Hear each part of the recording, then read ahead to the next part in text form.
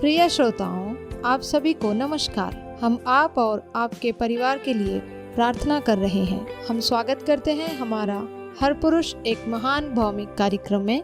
हमारे साथ जुड़े रहें और इस कार्यक्रम का लाभ उठाएं। नई दिशा में ले चल मेरे खुदावंद यीशु, नई दिशा में ले चल मेरे खुदावंद यीशु। पुरानी बातों को भूल कर, पुरानी बातों को भूल कर आगे ही आगे बढ़ूं। आराधना आराधना तेरी करूं, आराधना आराधना तेरी करूं। जब मैं 14 साल का था, एक सुसमाचार प्रचारक इवेंजलिस्ट हमारी कलीसिया चर्च में आए। मुझे याद है कि उन्होंने वहां मौजूद सभी से पूछा, क्या आपको पता है कि मरने के बाद आप कहां जाएंगे? मैं निश्चित नहीं था, इसलिए मैंने उनके निमंत्रण को स्वीकार किया और चर्च के आगे जाकर अपना जीवन यीशु को समर्पित कर दिया। मैंने सोचा कि सब यही करते थे। मेरा मतलब है, मुझे लगा कि यही पूरी जिंदगी के लिए पर्याप्त है। लेकिन क्या मैं गलत था? ये शब्द एक व्यक्ति के हैं जिसे हम मार्क कहेंगे, और उसकी कहानी में बहुत कुछ बाकी है जो हम आगे जाएंगे। स्वागत है, आप सुन रहे हैं एवरीमैन ग्लोबल और मैं हूं आपका होस्ट अजीज। आज हम इस बारे में बात कर रहे हैं कि कई भले भाले मसीही पुरुष यीशु के साथ अपने संबंध में क्यों असफलता हो जाते हैं। सुनते रहिए, क्योंकि यही हमारा उद्देश्य है, आपकी यीशु के साथ संबंध में बढ़ने में मदद करना। हमने आज की शुरुआत मार्क के शब्दों से की। उन्होंने हमें बताया कि उन्हें 14 साल की उम्र में एक चर्च सेवा के दौरान अपना जीवन यीशु को समर्पित किया। जैसे जैसे वह किशोर अवस्था में बढ़े, वहाँ चर्च जाते रहे। उन्होंने परमेश्वर के वचन को सुना, बाइबल की शिक्षाओं पर भाग लिया और सही बातें कहना और करने की समझ भी विकसित की। लेकिन इसका उनके जीवन पर कोई गहरा प्रभाव नहीं पड़ा। फिर उनकी मुलाकात अपनी होने वाली पत्नी से हुई। उन्हें प्रेम हुआ, उन्होंने शादी की और एक परिवार बसाया। इसी समय मार्क ने अपने विश्वास को गंभीरता से लेना शुरू किया। वह अपने परिवार के लिए एक आत्मिक अगुआ बनना चाहता था। उसने हर दिन परमेश्वर के वचन में समय बिताना शुरू किया। उसने अध्ययन किया, बाइबल का ध्यान किया और शास्त्रों को कंठस्थ किया। वह ऐसे पुरुषों के साथ समय बिताता था जो एक दूसरे के लिए प्रार्थना करते थे। लेकिन कुछ और भी बढ़ रहा था। उसका व्यवसायिक उसे एक नई नौकरी का प्रस्ताव मिला जिसमें अधिक वेतन और लंबे घंटे शामिल थे। यह वही अवसर था जिसका वह इंतजार कर रहा था। लेकिन इस कारण से वह अब पहले जितना घर पर नहीं रह पाता था और उसकी प्राथमिकताएं बदलने लगी। पहले वह सुबह उठकर बाइबल पढ़ता और प्रार्थना करता था, लेकिन अब वह जल्दी उठकर सीधे काम पर चला जाता। अक्सर वह देर रात तक व्यापारिक रात्रि भोजन में व्यस्त रहता। जैसे जैसे उसका परमेश्वर के साथ समय कम होता गया, उसने अपने जीवन में अनुचित निर्णय लेना शुरू कर दिया। वह अपने कार्यालय की महिलाओं के साथ रात्रि भोजन करने लगा और धीरे धीरे कई अवैध संबंधों में फंस गया। मार्क का नाम बदला गया, लेकिन यह कहानी सत्य है। यह आत्मिक पतन और नैतिक विफलता कई पुरुषों के साथ होती है जो अपने जीवन में परमेश्वर को प्राथमिकता देना बंद कर देते हैं। मार्क चाहता था कि उसकी कहानी दूसरों को सतर्क करे ताकि वे इस गलती से बच सके। पहला पत्रस 5 और 8 में चेतावनी देता है, तुम्हारा शत्रु शैतान गरजते हुए शेर की मानिंद इधर उधर घूमता है और किसी को निगलने की तलाश में रहता है। जब आप परमेश्वर के साथ अपना एकांत समय नहीं बिताते तो आप वहां शक्ति खो देते हैं जो आपको आत्मिक रूप से मजबूत बनाए रखती है। हो सकता है कि आप मार्क की तरह किसी अनैतिक संबंध में ना पड़े, लेकिन आपकी परमेश्वर के प्रति निष्क्रियता आपको उससे दूर कर सकती है। सम्मेलन वक्ता स्टीव फेरर, जिन्होंने 200 से अधिक उन पास्टरों का साक्षात्कार लिया जिन्होंने अपनी कलीसिया की महिलाओं के साथ अनुचित संबंध बनाकर अपनी प्रतिष्ठा खो दी थी। उन्होंने 3 घातक गलतियों का पता लगाया जो लगभग हर व्यक्ति ने की थी। उन्होंने स्वीकार किया कि संबंध बनाने से पहले 12 महीने में उन्होंने अपना एकांत समय बिताना बंद कर दिया था। उन्होंने अपने आध्यात्मिक जीवन के लिए अन्य पुरुषों के प्रति जवाबदेही रखना छोड़ दिया था। उन्होंने बंद दरवाजे के पीछे महिलाओं को सलाह देना शुरू कर दिया था।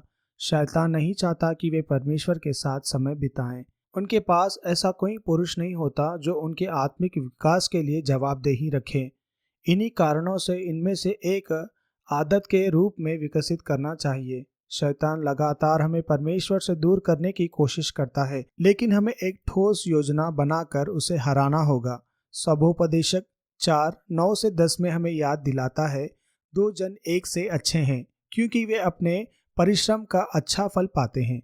यदि उनमें से एक गिर जाए तो दूसरा उसे उठाने में सहायता करता है, परंतु उस व्यक्ति पर संकट है जो अकेला गिर जाता है और उसे उठाने के लिए कोई नहीं होता। हम आज पवित्र शास्त्र के एक अंश के साथ समाप्त करते हैं। यीशु अपने शिष्यों से बात कर रहे हैं और उन्हें यह बहुत स्पष्ट रूप से बताते हैं कि उनके साथ एक बढ़ता हुआ संबंध बनाए रखने के लिए क्या आवश्यक है। वह नए नियम की पुस्तक यूहन्ना अध्याय 15 पद 4-8 में कहते हैं, मुझ में बने रहो और मैं तुम में। जैसे डाल अकेले फल नहीं ला सकती जब तक कि वह दाखलत में बनी ना रहे, वैसे ही तुम भी नहीं जब तक कि मुझ में ना बने रहो। मैं दाखलता हूँ, तुम डालियाँ हो। जो मुझ में बना रहता है और मैं उनमें, वही बहुत फल लाता है, क्योंकि मुझसे अलग होकर तुम कुछ भी नहीं कर सकते। यदि कोई मुझ में बना ना रहे तो वह डाल के समान बाहर फेंक दिया जाता है और सूख जाता है। ऐसे डालियां इकट्ठा करके आग में डाली और जला दी जाती है। यदि तुम मुझ में बने रहो और मेरे वचन तुम में बने रहें तो जो चाहो मांग लो और वहाँ तुम्हारे लिए पूरा किया जाएगा। इससे मेरे पिता की महिमा होगी कि तुम बहुत फल लाओ और मेरे शिष्य बनो। क्या आप सुन सकते हैं कि ये वचन शांत समय के महत्व को कैसे दर्शाता है? यीशु इस बात पर जोर देते हैं कि हम उनके साथ जुड़े रहना चाहिए, ठीक वैसे ही जैसे डालियों को फल लाने के लिए दाखलता से जुड़े रहना पड़ता है।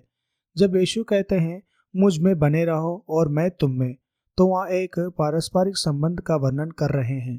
यह संबंध बहुत महत्वपूर्ण है, क्योंकि जैसे डालियाँ अपने आप फल नहीं ला सकती, वैसे ही हम भी आत्मिक फल नहीं ला सकते जब तक कि हम यीशु से जुड़ ना रहें। वह हमारे आत्मिक जीवन और शक्ति का स्रोत है। हर दिन यीशु से जुड़े रहने के लिए सबसे महत्वपूर्ण स्थान हमारा शांत समय है। यदि हम यीशु के साथ गहराई से जुड़े ना रहें तो हम आत्मिक रूप से फल नहीं ला सकते। यह बिल्कुल स्पष्ट है। आप समझ रहे हैं ना? परमेश्वर की उपस्थिति में समय बिताना, उनके वचन को पढ़ना और यीशु के साथ प्रार्थना में समय बिताना हमें जीवन के लिए पोषण प्रदान करता है। जब हम उनसे जुड़े रहते हैं तो हम इस संबंध की रूपांतरकारी शक्ति का अनुभव करते हैं।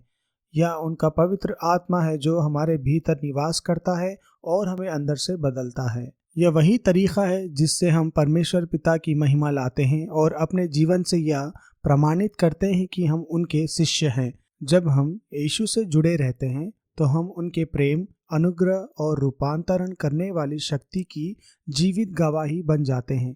तभी हम ऐसा जीवन जी सकते हैं जो परमेश्वर की महिमा को दर्शाता और बढ़ाता है। हमने इस बारे में चर्चा की क्यों मसीही पुरुष असफल होते हैं, लेकिन इससे भी महत्वपूर्ण बात यह है कि आप जानते हैं कि प्रभु में कैसे मजबूत बने रहना है। निर्णय लें कि आप शांत समय बिताने की आदत डाल लेंगे। यह वह स्थान है जहाँ परमेश्वर के लोग उनके साथ गहरा और स्थायी संबंध बनाए सकते हैं, उनके वचनों और शिक्षाओं को अपने जीवन में स्थान देते हैं। फिर यह भी सुनिश्चित करें कि आप अन्य विश्वासियों के साथ संगति में रहें ताकि आप अपने विश्वास में मजबूत बने रहें। जब हम ऐसा करते हैं तो हम आत्मिक रूप से बढ़ते हैं, फल लाते हैं और परमेश्वर की महिमा के लिए जीवन जीते हैं, जिससे हम यीशु के सच्चे शिष्य बनने की अपनी बुलाहट को पुकार सकते हैं। आज जो चर्चा हुई उसका विस्तृत विवरण आप everymanwarrior.com पर पा सकते हैं। हरमैन ग्लोबल, जो ट्रांसवर्ल्ड रेडियो का एक हिस्सा है, सुनने के लिए आपका धन्यवाद। मैं आपका होस्ट अजीज। यदि आप इस कार्यक्रम को फिर से सुनना चाहते हैं या हमारे सभी कार्यक्रमों को निःशुल्क सुनना चाहते हैं तो हमारी वेबसाइट everymanglobal.com पर जाएं।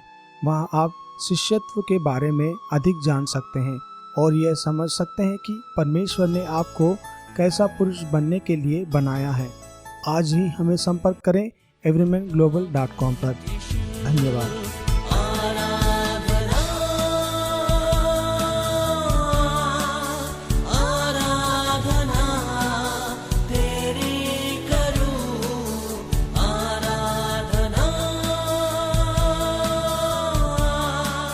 अधिक जानकारी के लिए हमें ईमेल करें listenerfeedback@gmail.com पर या फिर व्हाट्सएप, SMS और कॉल के लिए 8523047990 पर संपर्क करें। आप सभी को धन्यवाद। यीशु है तेरे साथ, न डर खतरों से, वो है संभालता, न हो तू उदास। यीशु है तेरे साथ, न डर खतरों से, वो है संभालता। हर घड़ी हर समय पुकारूं यीशु को, हर घड़ी हर समय पुकारूं यीशु को।